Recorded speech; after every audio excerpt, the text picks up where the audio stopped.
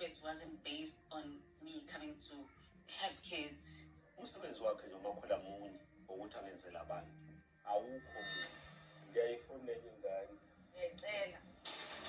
Umuntu ufana ucele. You can't be demanding. Uzolibeka kancane nje. Asifuni ngizicela. Akufuneki nje ngicela. Ubona namanje sinenkinga. Ingoba ngacela. Mhlawumbe bangosucelani, usucela. Umuntu wacela, umuntu unelungelo lokuthi athi yebo noma athi cha. Kanti mawuthi uyafuna futhi uzofumana. Fine. I'm not against it and this stuff. Kumbe mina nasasifundeleni ngane.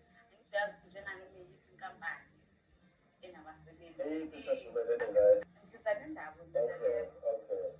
Sasivumelene ukuthi I'm getting paid for my services. Nayo inkampani unyaka imiholo iyakhuphuka. So ngizakwenza umsebenzi manje ngicela increment emholweni wami.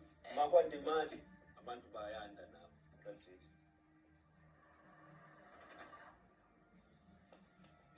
After I'm saying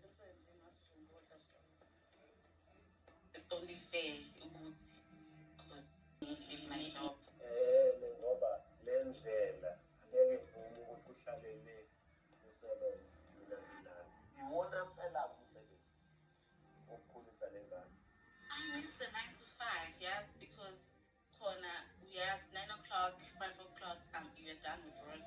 Right now I have, as soon as I open my eyes and as soon as I close my eyes, job. It's in manje into with regards to phinde futhi ukuthi maphinde basibasha.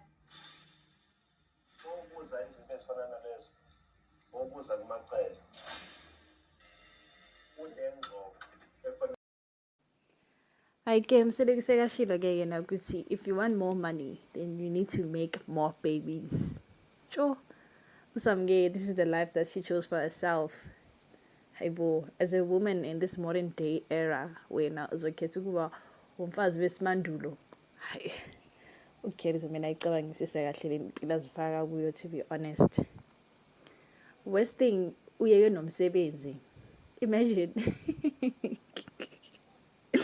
But at least more qualifications and she has experience, so she can always go back to M17. But for the fact that she even left that job is just another thing. And if we decide it's going to be another thing, guys, okay,